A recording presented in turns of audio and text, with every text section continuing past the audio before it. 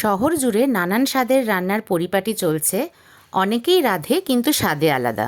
সেরকমই আজ একটা সহজ আর সুস্বাদু রান্না আপনাদের কাছে নিয়ে এসেছি, সেটা হলো আলুর পরোটা।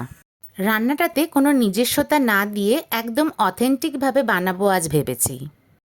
প্রথমে আটা 1.5 কাপ আর ময়দা 1.5 কাপ নিয়ে নিতে হবে। দিয়ে দিলাম নুন আর দিলাম 1 টিস্পুন সাদা তেল। তেলের পরিমাণটা কিন্তু এর থেকে বেশি হবে না। বাড়িতে যেরকম রুটি পরোটা মাখেন সেরকমই কিন্তু মেখে নিতে হবে। এটা আটা আর ময়দা মিক্স করে করলে ভালো হয়। আপনাদের ইচ্ছা হলে পরে শুধু আটা বা শুধু ময়দা দিয়েও করতে পারেন। হাতের তালু দিয়ে একটা ফ্ল্যাট জায়গায় টেনে টেনে মাখবেন, এতে আটা ময়দার ডোটা স্পঞ্জি হয়। এখানে একটা জিনিস খেয়াল রাখতে হবে, ডোটা যাতে খুব নরম না হয়ে যায়, একটু টাইটের দিকেই রাখবেন। একটা পাতলা কাপড় দিয়ে ঢেকে রাখবেন 15 মিনিটসের জন্য। টক দইতে পেঁয়াজ, ধনেপাতা, লঙ্কা, শসা আর একটু বিট নুন দিয়ে একটা রায়তা বানিয়ে নিয়েছি। এটা আগেই বানালাম, কারণ এটা আমি ফ্রিজে রাখবো বলে। গরম গরম আলু পরোটার সাথে ঠান্ডা ঠান্ডা রায়তা কিন্তু বেশ ভালো লাগে। এখন 4টে আলু নিয়ে নিয়েছি।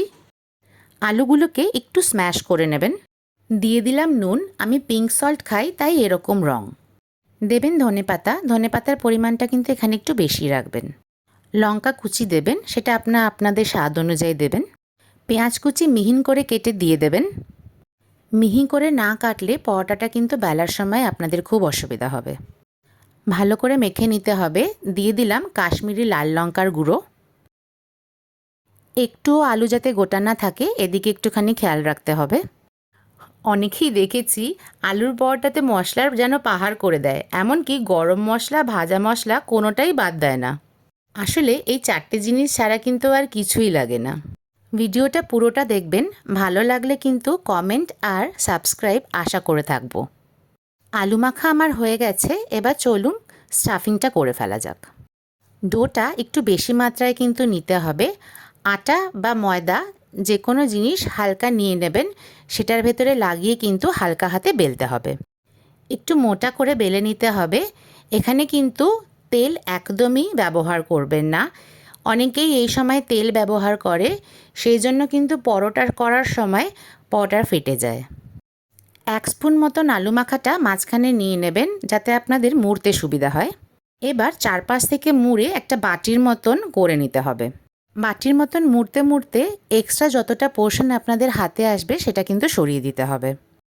এবার পুরভরা লেচিটা হাত দিয়ে একটু গোল করে এইভাবে আটা বা ময়দাতে লাগিয়ে হালকা হাতে বেলে নিতে হবে।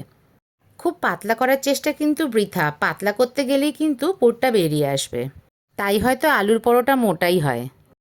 দরকার পড়লে আবার একটু আটা বা ময়দা নিতে পারেন, যাতে আপনাদের বেলার সময় পুরটা বেরিয়ে না আসে। এবার পরোটা ভাজার পালা। ঠিক যেমন রুটি বানান তেমন করেই বানাতে হবে।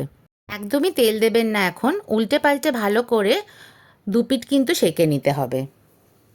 উপর থেকে হালকা ব্রাউন হওয়া পর্যন্ত কিন্তু অপেক্ষা করতে হবে। এখন দিয়ে দিলাম ঘি।